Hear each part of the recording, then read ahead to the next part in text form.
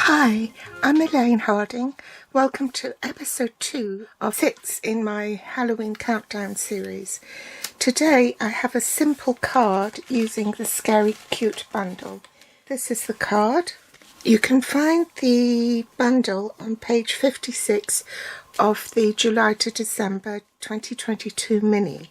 This is the stamp set and these are the dies. I'm going to be using these two dies here. One cuts out the detail here and the other will frame it. The other die I'm using is the label die and the 3 little bats. I've put them on washi tape so I don't lose them. You also have some larger dies, bat dies, and a medium-sized one. The silhouette of the haunted house, which we're going to be using as well, and this one is a cat, but there isn't a stamp for that. The other items I need are the Essentials Baker's Twine. There's 5 reels in a pack in different colours and I'm using the basic black.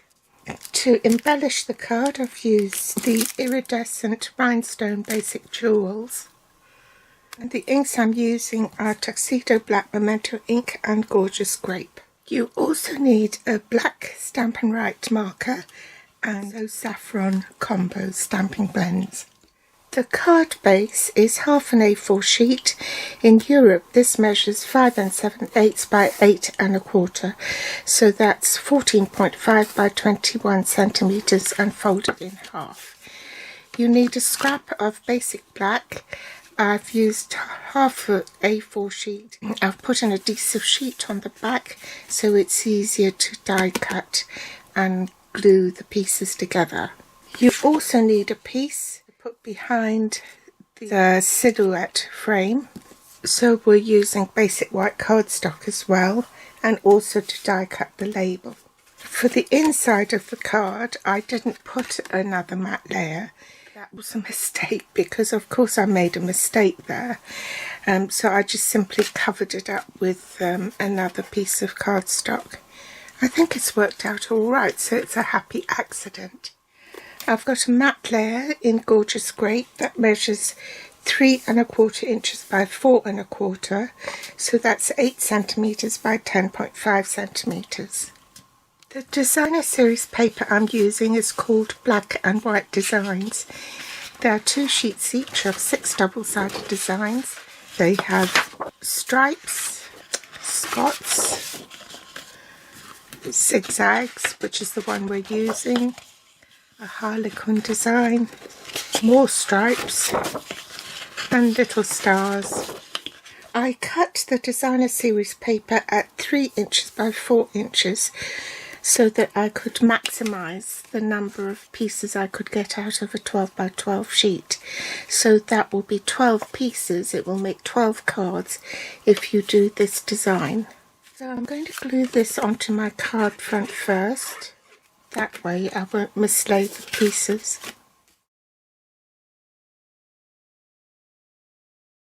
Next I'm going to cut my frames. So I've cut that in half. And the platform sandwiches, platform 1, thin die adapter platform 2, base cutting plate platform 3, cardstock die cutting edge face down, a second platform 3, and I'm ready to run it through the machine.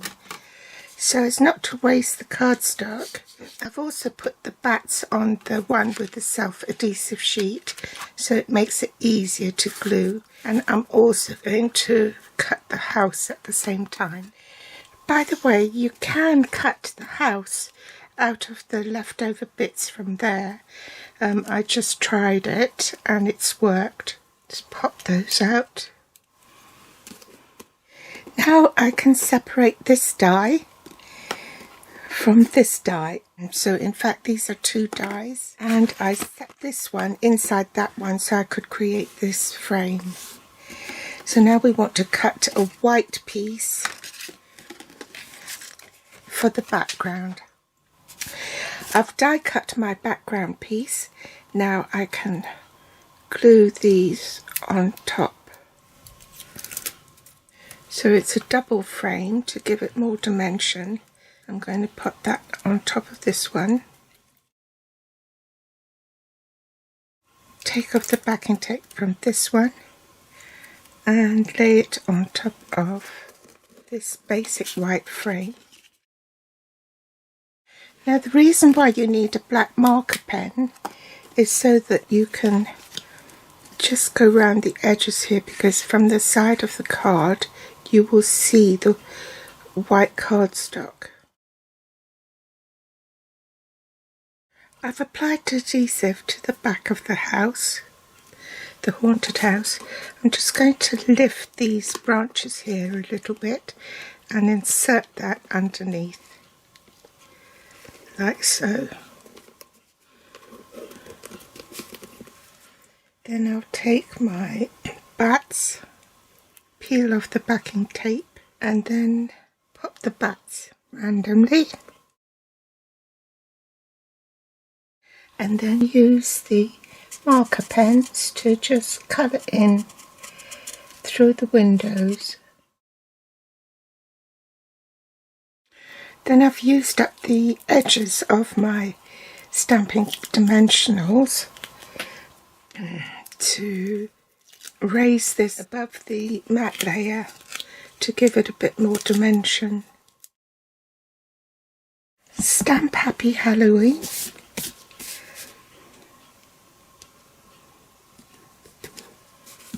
And I'll die cut that off camera. I'm going to stamp that on the side of the card. Let's see if I can do it right this time.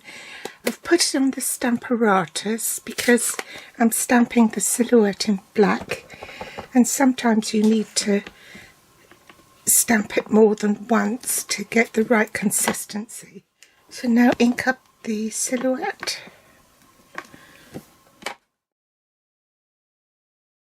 Use the black pen and just ground him a little bit. Now I don't know about you, but sometimes your fingers get dirty, and if you're working with dark ink you might get smudges. So I've had to cover up the smudge with some bats, but it's not in the original design. There's always a way if you've made a mistake. So I want some bats up here.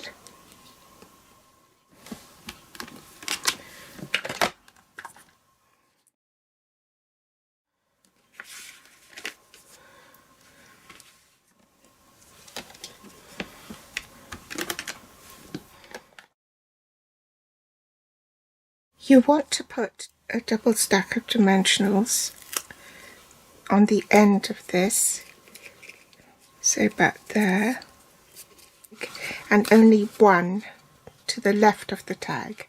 This time it's just a single bow, so it's roughly about 6 inches. Attach it with a glue dot and pop it underneath the label like so. Trim off the excess,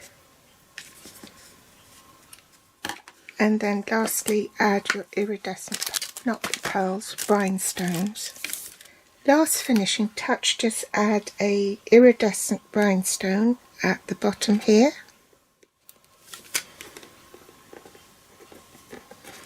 and a tiny one on the label. So I hope you've enjoyed episode 2 of 6 in my 6-week Halloween countdown series. Thanks for joining me today. Don't forget, all the list of supplies is below this video in the show more section. If you liked it, then do give me a thumbs up, and if you don't want to miss any more episodes, then do subscribe if you haven't subscribed yet. Thanks for watching. Bye.